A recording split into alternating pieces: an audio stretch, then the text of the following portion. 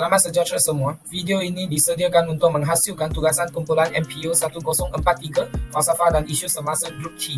Kami dari kumpulan 2 mengambilkan tema falsafah alam sekitar dan masalah pencemaran di Malaysia sebagai isu kita. Video ini akan memaparkan proses bagaimana ahli-ahli kumpulan kita menghasilkan kerja kumpulan ini. Hai, selamat sejahtera. Nama saya Jen Maribel, nombor metrik 284801. Hai semua, nama saya Chang Mei Fei, matriks number 285084. Hai, nama saya Tan Hong Chuan, nombor metrik saya adalah 285091. Hai semua, nama saya Chang Juliet, nombor metrik saya ialah 285481. Nama saya Shifi, nombor metrik 285523. Hai, nama saya ialah Long Hui Ting dan nombor metrik saya ialah 285550.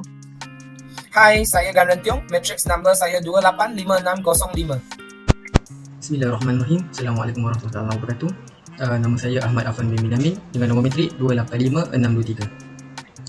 Hai, Assalamualaikum. Saya Muhammad Izani bin Muhammad Nasir, nombor metrik 285641. Hai semua, nama saya Chia Xin Yan, nombor metrik 285660.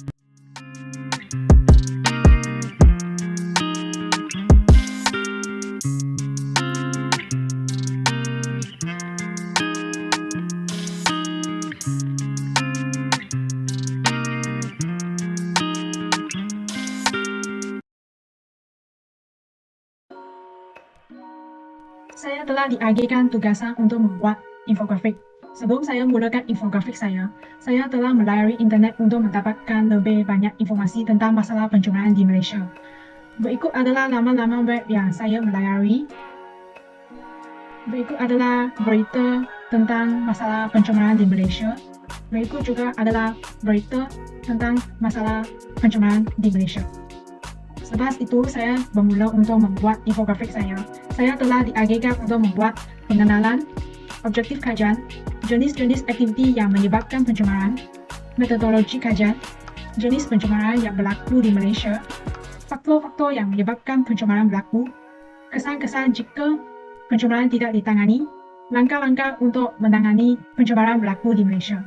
Saya juga telah menggunakan Google Form untuk menyediakan borang soal selidik untuk mengedarkan kepada responden-responden. Selepas sesi soal selidik, saya telah mengumpul data responden dan mengedarkannya kepada format graf seperti yang berikut. Selain itu, saya juga telah membuat bahagian rohani, intelek dan kesimpulan. Tema tugasan kumpulan kami adalah masalah pencemaran di Malaysia. Saya telah diagih kepada tugasan infografik. Topik saya yang bertanggungjawab dalam infografik adalah tentang domain. Dari persepsi saya, domain ini adalah berdasarkan falsafah logik. Terdapat dua kaedah, iaitu kaedah adapsi dan heuristik. Kaedah adapsi berlakunya sesuatu fenomena dan kita dapat melihat ada berlakunya sesuatu fenomena. Bagi kaedah heuristik, logik induktif, deduktif dan juga adapsi adalah cara berfikir secara logik di mana terdapat peraturan pemikiran yang boleh diaplikasikan. Kaedah heuristik tidak ada peraturan-peraturan yang sistematik ataupun yang teratur yang boleh diaplikasikan seperti di dalam logik deduktif dan induktif. Jadi, hasil kajian saya dalam infografik bagi domain ini adalah masalah pencemaran telah menjadi satu pengelut yang tidak dapat dielakkan oleh negara kita sehingga menjalankan nama negara kita. Sekian, terima kasih. Seterusnya, saya akan menerangkan kesan pencemaran kepada jasmani. Jasmani yang sihat ialah jasmani yang seimbang dan harmonis. Ia merupakan indikator yang penting untuk melahirkan insan yang cemerlang. Keseimbangan dan keharmonian jasmani tidak merujuk kepada kesihatan tubuh badan semata-mata, tetapi juga perlu kepada sihat minda dan emosi. Ini juga kerana minda dan emosi mempengaruhi kesihatan tubuh badan manusia. Tambahan pula, jasmani seseorang boleh terjejas sekiranya terdedah kepada pencemaran alam sekitar. Terdapat pelbagai pencemaran yang boleh menjejaskan jasmani manusia, tetapi yang paling ketara adalah pencemaran udara. Pencemaran udara adalah merupakan satu keadaan yang melibatkan pengenalan sebarang bahan kimia, jirim zarah atau bahan biologi yang boleh menyebabkan dan meningkatkan indeks pencemaran udara serta merosakkan alam sekitar apabila ianya dibebaskan ke atmosfera. Sebagai contohnya, pencemar udara adalah seperti gas karbon dioksida, sulfur dioksida, klorofluorokarbon ataupun CFC yang dilepaskan oleh penghawa dingin, logam toksik seperti pelambung tembaga dan sisa radioaktif. Kesan utama pencemaran udara kepada manusia adalah sistem pernafasan. Gas-gas seperti karbon monoksida yang dilepaskan oleh kenderaan bermotor akan meracuni sistem pengangkutan oksigen dalam darah dan melambatkan tindak balas manusia. Kesan seterusnya akan menyebabkan seseorang itu mengantuk, mempunyai lelah dan menjejaskan fungsi paru-paru. Dalam tugasan ini saya diagihkan untuk membuat satu Google Form bagi pengumpulan data atau maklumat. Dalam Google Form ini mengaitkan isu pencemaran di Malaysia. Terdapat 5 bahagian dalam Google Form tersebut. Salah satu, profil responden. 2, jenis-jenis aktiviti yang menyebabkan pencemaran. 3, faktor-faktor yang menyebabkan pencemaran. 4, kesan jika pencemaran tidak ditangani. Dan akhir sekali, langkah-langkah untuk menangani pencemaran berlaku. Kemudian saya telah menyebarkan Google Form tersebut kepada masyarakat bagi mendapatkan data yang tepat. Dalam tugasan kumpulan ini, saya telah diagihkan untuk membuat pembentangan. Jadi sebelum pembentangan, saya akan menghasilkan beberapa slide untuk pembentangan session saya. Antara slide yang telah saya hasilkan ialah pengenalan tentang isu kita dan tema kita. Lepas tu ialah objektif, metodologi, jenis pencemaran, jenis aktiviti dan faktor-faktor.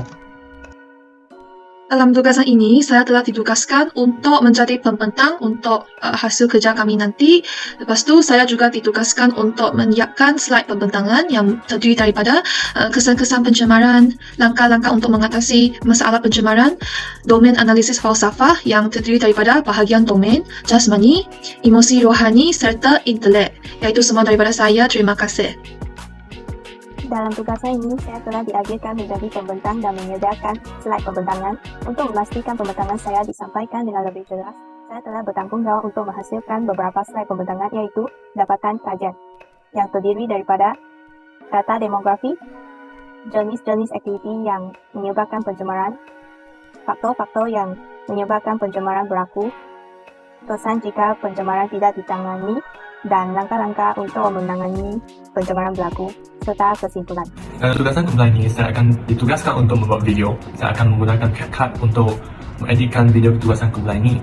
Semua ahli kumpulan telah membuat naik video dan proses kerja mereka dalam Canva, dan saya akan editkan untuk kelancaran dan muzik belakang untuk video terakhir.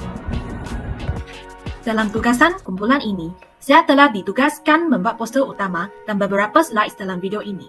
Saya telah menggunakan Canva untuk membuat poster dan slides ini. Dalam tugasan ini, saya telah diagihkan untuk membuat video.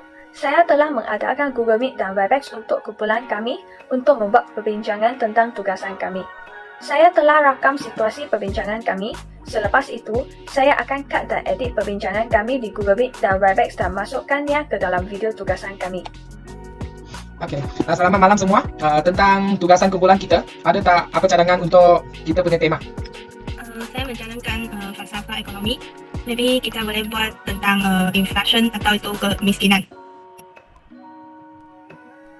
Lain? Ada apa idea lagi tak? Bagi saya, kalau kita buat penyudut barang juga boleh untuk tema falsafah ekonomi.